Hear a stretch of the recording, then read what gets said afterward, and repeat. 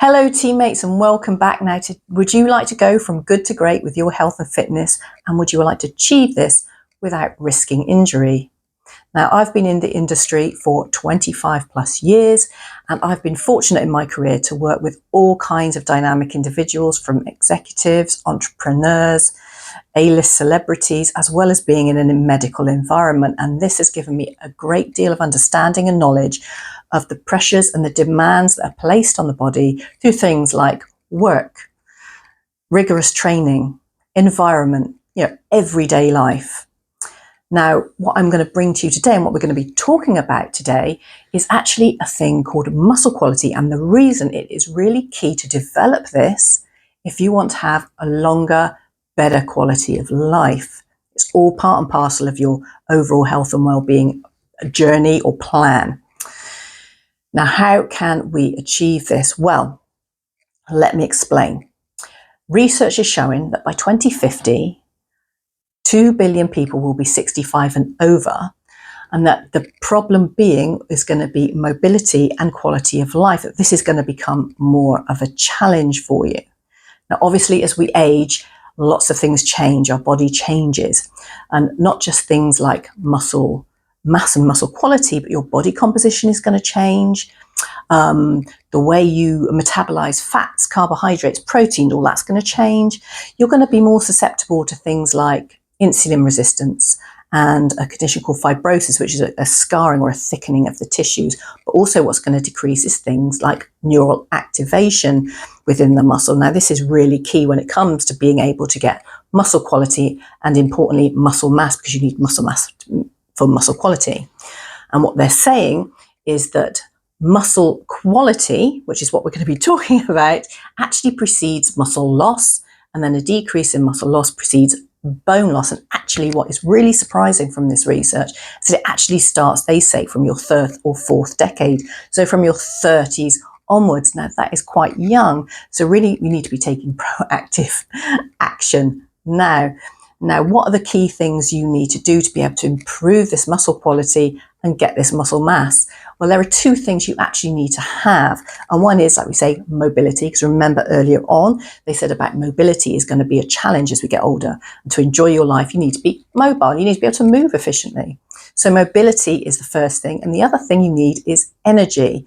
Now, it's kind of a chicken and egg situation with this, because to have energy and to have good mobility, you need muscle quality. And to get muscle quality, you need to be improving your muscle energy and your mobility. But I am going to show you how to do this. And later on, I'm actually going to give you the 6 stages you kind of need to go through to achieve this, depending on obviously where you are with your training program. Now, what do you need for mobility? Well, there are 6 things that you need to be working well to gain optimal mobility. And they are your bones, your muscles, your ligaments, your tendons, your nerves, and your joints. And they all need to develop or be optimally communicating with each other to optimize that movement, because it's without optimal movement, you're not going to get the muscle quality, because the muscles needed to create each movement need to activate efficiently. And you need this communication system to be very efficient within those 6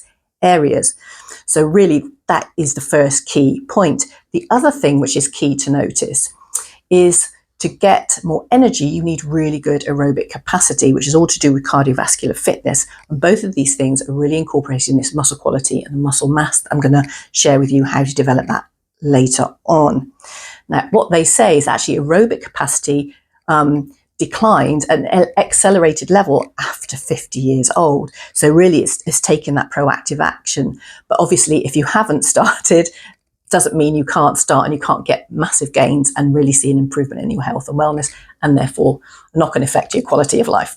Okay, so why are these things important? Well, aerobic capacity is really important, and the muscle quality for that is important, because aerobic capacity, cardiovascular fitness, is all about, the transportation of oxygen around the body. And the muscle does 2 things. One, it's very good at helping when it's in good condition at making it more efficient at transporting that oxygen around the body. So you're going to have more energy because it needs oxygen for energy. But the second thing it also needs is a way to metabolize glucose. And when muscle is in good quality, it's more efficient at metabolizing that glucose as well for energy. But what happens very often is when the muscle declines, and it starts to decline because as we get older, we start suffering things like with more stiffness and more pain, and our strength and agility goes, which is really important. We need those to be good for more energy and also to help with that mobility as well. And that's going to make aerobic capacity much easier. And then your body's going to be more efficient at getting that energy you need to be able to go on and do the exercise or the activities you want to do that are going to make your life better and improve your health and fitness, not just now, but in the long term, basically. And what happens when the muscle quality declines, and it's not the only thing, it's part of the whole wider range of, your nutrition, your sleep, and all these other things that you need to be taken care of. But it makes a really significant difference, because if your muscle quality declines, as we said about the energy, but also the risk as well, if it adds to the increased risk of things like insulin resistance, it can have really negative effects on your health. And you're going to become more susceptible to things like hyperglycemia, hypertension. Weight gain is going to be an issue, as we said earlier, about metabolizing those fats, carbohydrates, and proteins. That's going to become more challenging. You may find that you suffer with fatigue a little bit more. You're going to be more susceptible to things like infections. So if you tend to be someone who tends to fall sick very often, this is going to add to that. Also, things like hair loss, and particularly for us girls, you don't want to be risking getting hair loss.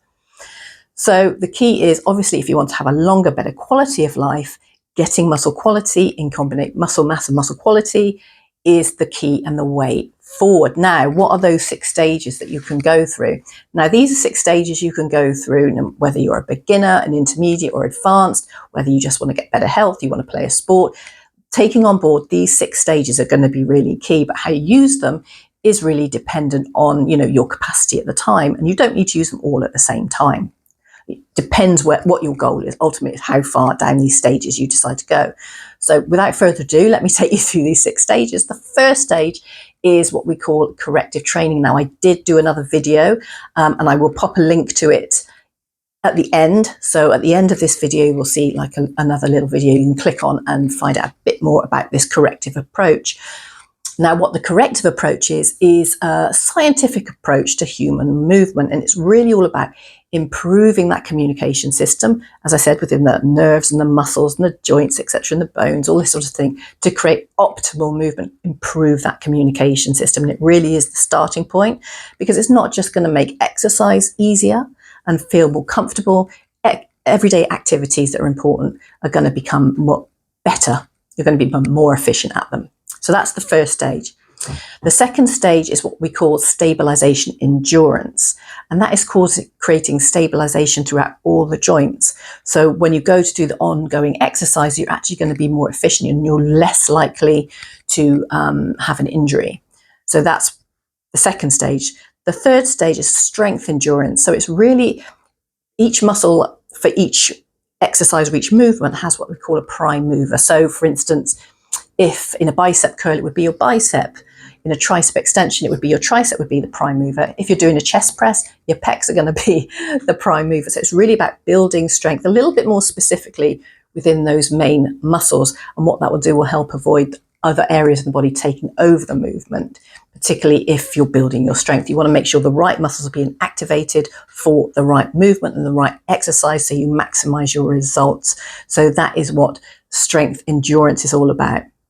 The next stage, if you want to go this far, is muscle development. Now, that is all about changing your body composition, so how your body looks. So if you really want to sort of get a bit more bulkier, bulk up your muscles, which obviously some of the guys might want to do, and also depending on what sport you want to do, you may need a little bit more muscle mass. So this is where muscle development stage comes in. Now, after that, the next stage is what we call max strength. So it's going back to that prime mover I said. So that main muscle that you want to get effect on is going to maximize the strength. So you're really building on the strength that you got earlier in the strength endurance. So you're going to become stronger. So that's what max strength is about. Now, the sixth stage is about power. Now, I also did a video on that, which I will put a little video at the end as well. So you get the corrective one and the power one, because that's going to explain a little bit more important why power in combination with strength is really important once we get into our later years, so in our midlife and beyond. It's actually really crucial. Actually, if you're playing a sport, it's even more crucial that you start implementing this, but you go through all these stages to make sure you do it in the safest possible way and get the most results. Now, what power does is actually helps you get a burst of power very quickly in the shortest space of time using max energy. So it would be things like everyday activities. It's not just about sport, but it's also about everyday activities, whether you're running up the stairs, running for the bus, something like that. You're going to use that instant amount of power to get you there in the shortest space of time properly. So that is really, really important to do that and do that well. Now, I know it's a lot to take in. There's a lot of stages. And you might be thinking, oh, this is just too overwhelming. I don't know how I'm going to implement this. Do I really need to implement this? What if I injure myself?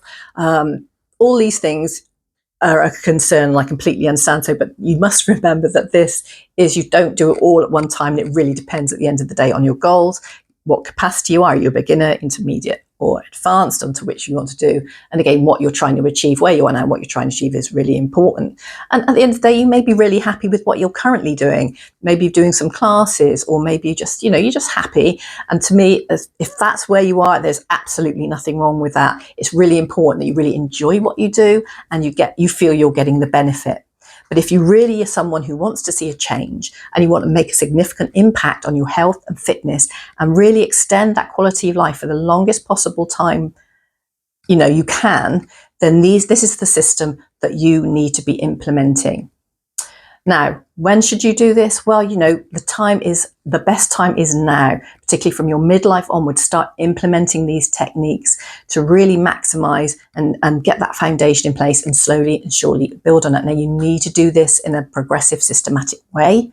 So I do advise that if you are unsure about your health or injuries or anything that maybe is troubling you at the moment, do get advice from your doctor, or go and see a personal trainer, visit your gym, get some advice.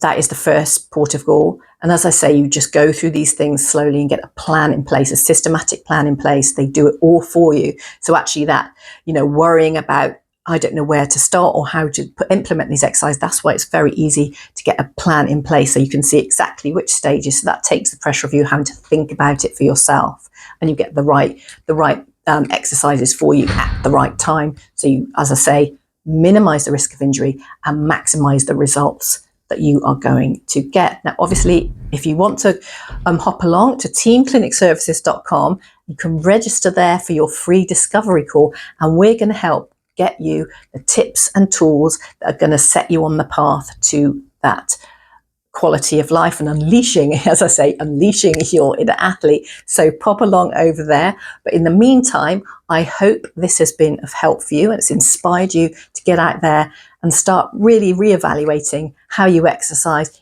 implementing those exercises, because getting that muscle quality is going to make such a difference to your life moving forward. But for now, I want to thank you for joining me, and I look forward to seeing you next time here on Team Talk.